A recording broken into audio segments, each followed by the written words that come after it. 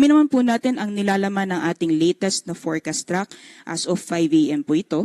Nakikita po natin yung central track ng bagyo or posibleng magiging pagkilos nitong si Bagyong Marce sa mga susunod na araw.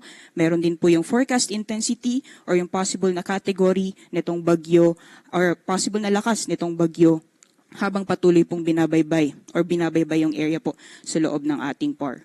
Meron din po yung area na shaded ng puti. Yan po yung forecast probability cone or yan po yung mga possible na areas na maaring madaanan netong si Bagyong Marce sa mga susunod na araw.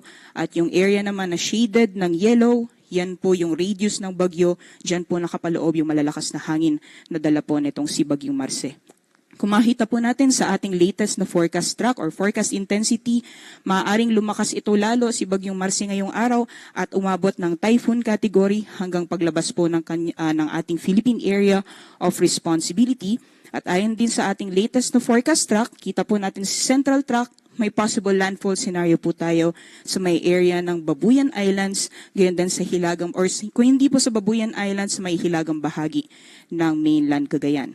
Ngunit dahil nakikita po natin na yung area po ng Northern Luzon ay nakapaloob pa rin dito sa ating forecast probability cone, maaring mas bumaba pa yung track nitong si Bagyong Marce at posible din po yung landfall scenario sa may bahagi ng Cagayan, gayon din sa may Isabela. So monitoring lang po tayo na magiging pagkilos nitong bagyo sa mga susunod na araw.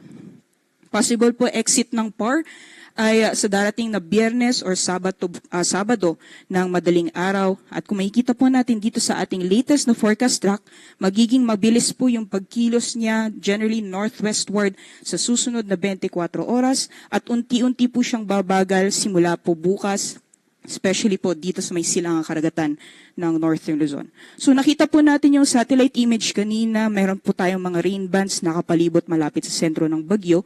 So asahan po natin, simula po bukas hanggang sa darating na Biyernes, maaari pong makaranas ng mga pag-ulan, especially yung areas na pinakamalapit po sa sentro nitong bagyo, especially dyan po sa areas ng Northern Luzon. So paghandaan po natin yan dahil ilang araw din po na mga pag-ulan ang mararanasan.